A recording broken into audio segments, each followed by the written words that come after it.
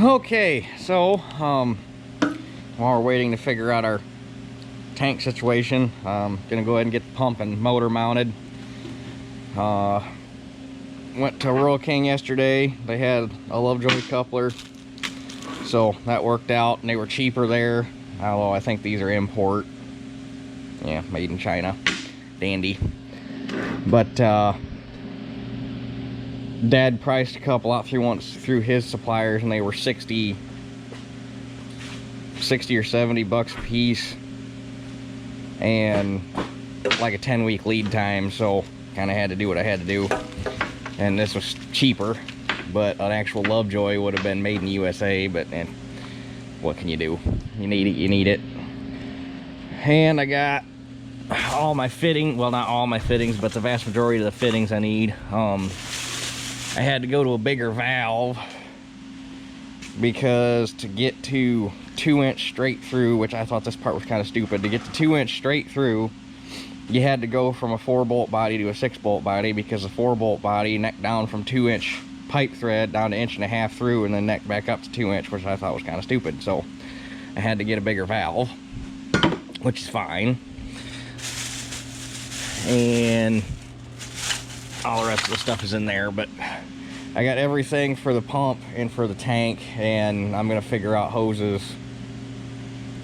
I'll have to get a piece of hose cut to go from the pump to the suction on the tank, or the outlet on the tank, and then I'll get the fill hose when I figure out, I get the planner unfolded and figure out what I need to do as far as length on that hose. So, well, I got all the fittings I need. And the plan is to take these guys and mount them on this channel, and that's going to be the base plate. And then I'm going to take these, which these were the box tube they had welded on the bottom of the frame, and make some L brackets that come down, and hopefully I can catch these bolt holes. That would be nice, that way I don't got to drill more holes. And then hopefully we got some box tube down in the barn that will slide over the ends, and weld some box tube to the underside of this and make it like a socket, so that this plate just slides on there, and put some set screws out on the ends. That way I can just slide this stuff on, set screw it down, it's on there when I need it, and then during the off season take the 2 set screws out, slide the assembly off, put it in the barn, and it's out of the weather. Because until I get the lean-tos built on the barn, this is probably have to sit outside. So I'm trying to plan for ease of storage. But first things first, got to get this Lovejoy on so that we can get these things mock-up coupled together, so we can figure the whole spacing out and go from there.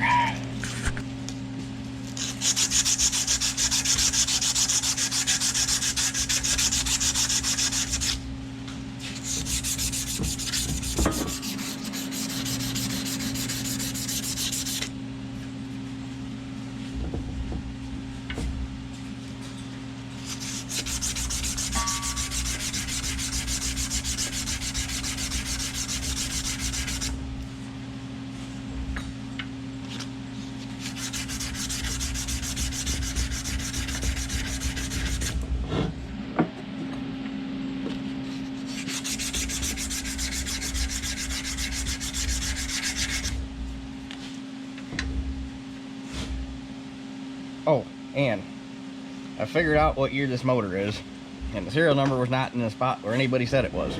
It's right here. And if I was reading it right, you got these numbers here, which are the model number, and then a 3-digit number followed by a space and a 2-digit number, and that's supposed to be the configuration code.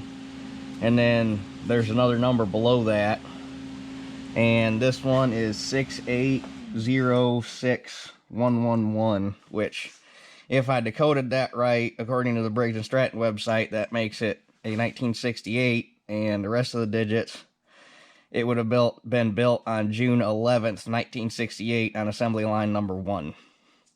Because the first 2 digits are supposed to be the year, the second 2 digits are supposed to be the month, the following 2 digits are supposed to be the date, and then you're going to see either 1 or 2 digits after that, and that's going to be the assembly line number. So 6/8, 1968, 06, June, 1/1, 11th day of June, and then 1, which should be assembly line number 1, if I read that right. So it's the same year as 1950T, and it's the same year as the 525.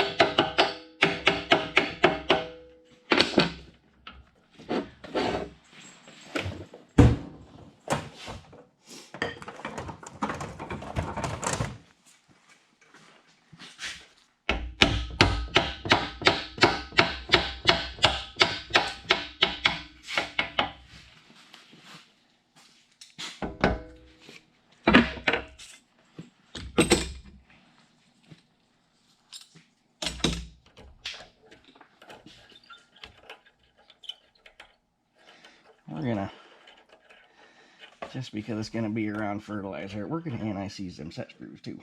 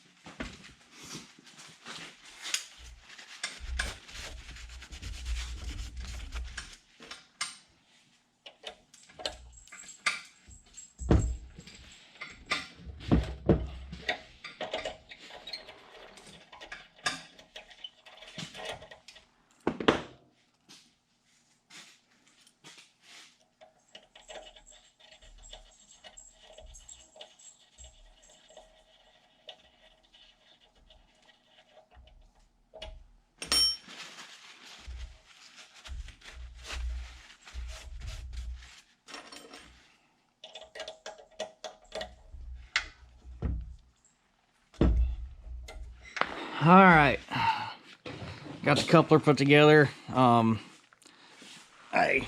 just measured out the hole patterns for the pump and the motor.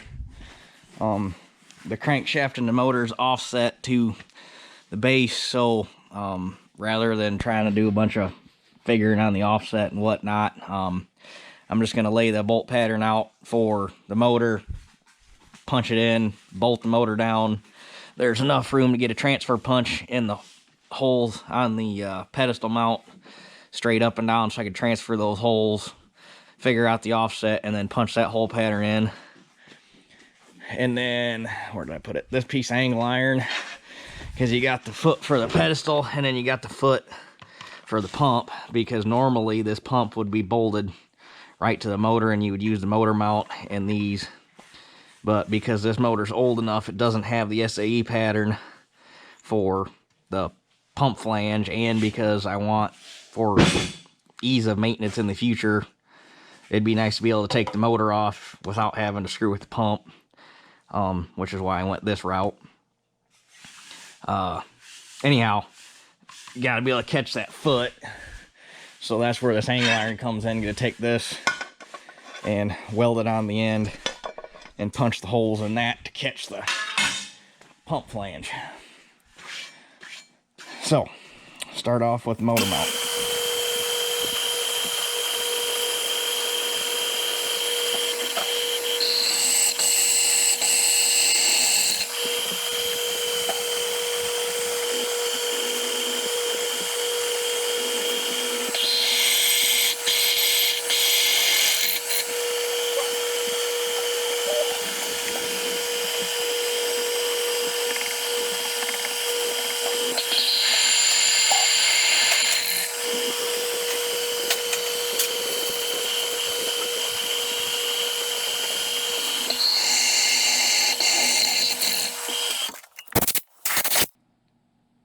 Okay, so we're ready to do the pedestal mount bolt pattern. I had made a damn boo-boo.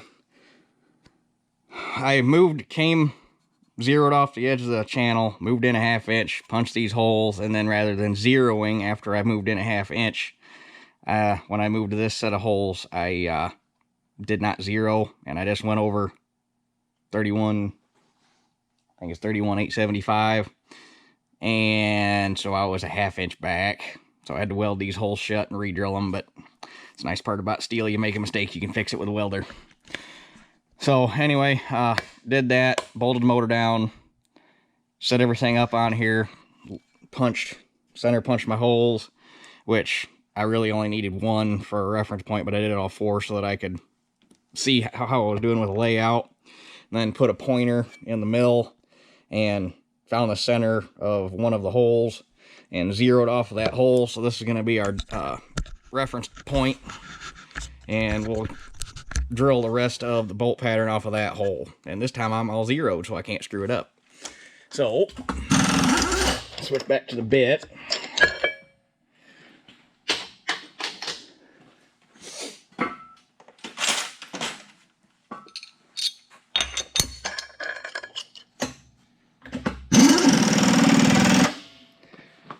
Get the safety squints.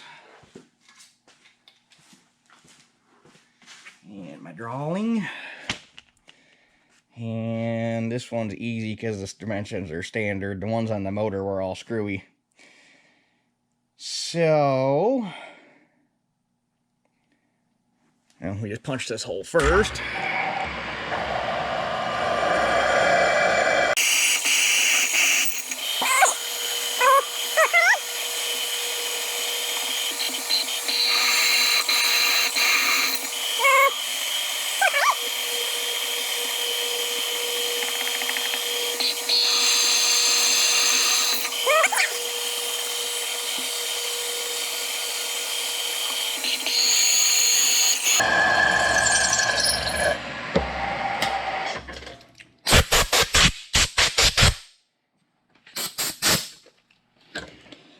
Now I can set the pedestal on here and bolt it down and figure out the dimension I need for my angle iron and cut that and weld it, and then we could punch the bolt holes for the angle iron. Okay, worked ahead a little bit. Got the base plate all set up, drilled out, squared away. Got my pockets for the bottom. Got some square nuts to weld on. Holes drilled there, set screws. So all we gotta do is weld these on here, weld the nuts on here, and get everything bolted down on this, and everything will be good to go as far as this. And then we will just have to work on the frame, which shouldn't be that big of a deal.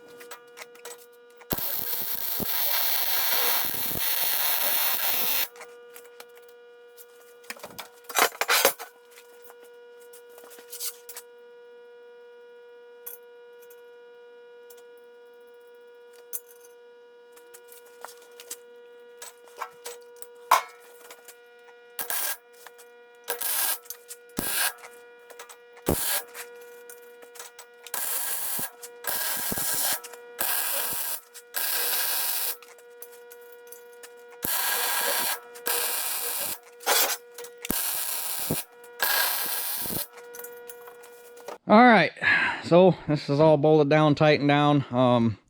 Found a good spot to mount my throttle. Just cut another piece of angle iron and welded it on there, so I got a spot for that. Seemed to be a good logical spot. Keep it kind of compact. Cable laid in nice, so guess we'll see what happens. I only laid a little weld in there so it wouldn't be hard to cut back off and redo if need be. And I got these rubber washers to put between the stuff on here and the base. Seems like it would be kind of nice, or seems like it would work kind of nice to kind of take a little bit of the vibration.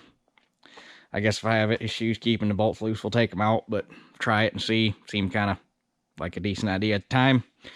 Guess we'll find out. But anyway, this is all done. I might end up making a little shim to go on this side of the motor, because I don't know why, but it's dipped a little. Well, I don't know if the motor's dipped or if the pump is but it's just a little, and it's probably like a 30-second, but the Lovejoy would eat most of that. That's the whole point of that kind of coupler, is to take up misalignment, and the Spider should take most of that out and not put strain on the pump or the motor. So we'll have to see how it acts. But anyway, so I got these welded on here so that we can hit the center of these bolt holes with our L brackets. And in order to, I'm planning this out to get the center of the pump level with the center of the outlet tube on the tank by the time you get it down and everything. And it was 5.5 inches below the bottom of the tank, so it put it right about center of the boards.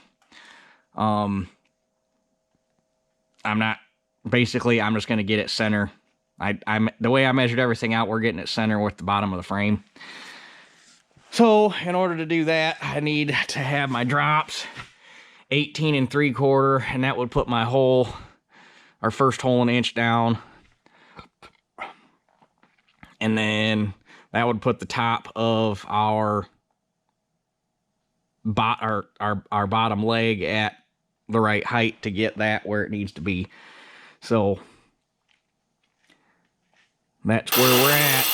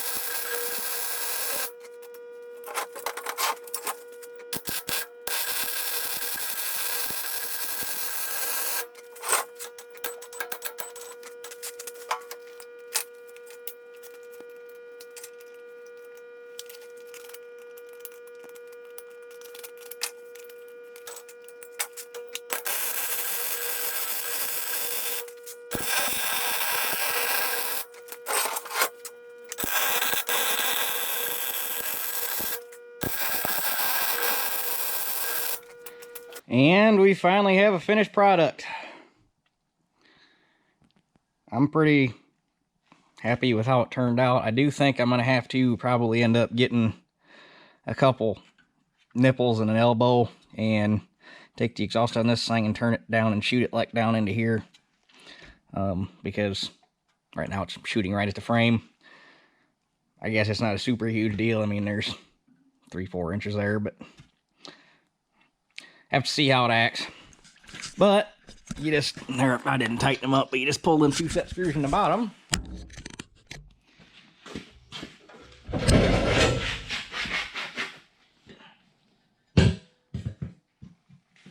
And then if you got to do any maintenance or take it, like I say, take it off for storage or whatever you got to do, you don't got to drag the whole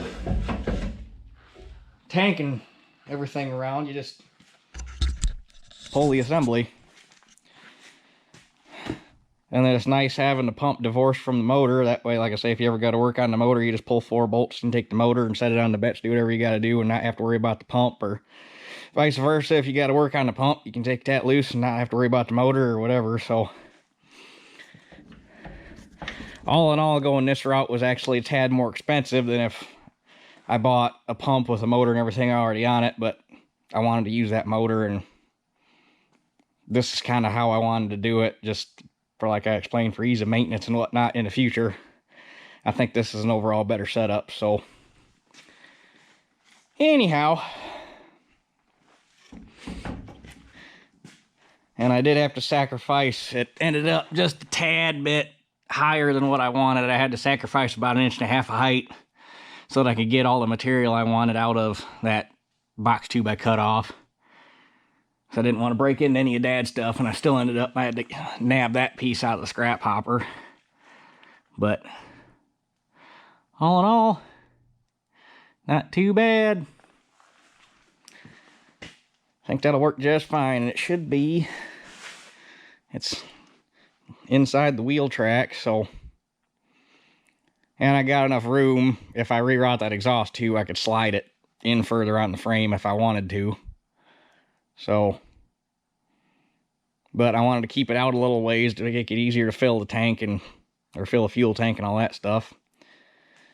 And then I should be able to take the hose, because the hose is going to come out here, and bring it around and probably make something like a loop or something here to capture it and bring it around right over this frame rail and right into the pump. So, and then the outlet hose will come out here and do whatever it's got to do. So, yeah. But I got one hell of a mess to get cleaned up around here, so, and I'm pretty much, I mean, that's it. We're done. The only thing we got left to do is, obviously, once we get the tank set in, I got to figure out how much hose I need to go from here back to here, and then figure out how much hose I need to go from the pump to the planter, which will determine if I can get a pre-made 20-footer, which I think will be plenty, but either that'll determine whether I buy a pre-made, or if I get, I don't know, a 30-foot hose might be the way to go, just so you got plenty of room and you don't got to worry about getting close and whatnot. But like I say, we'll figure that part. That's the easy part. So, yeah. Anyhow, I guess that's it for this one. We'll catch you guys on the next one.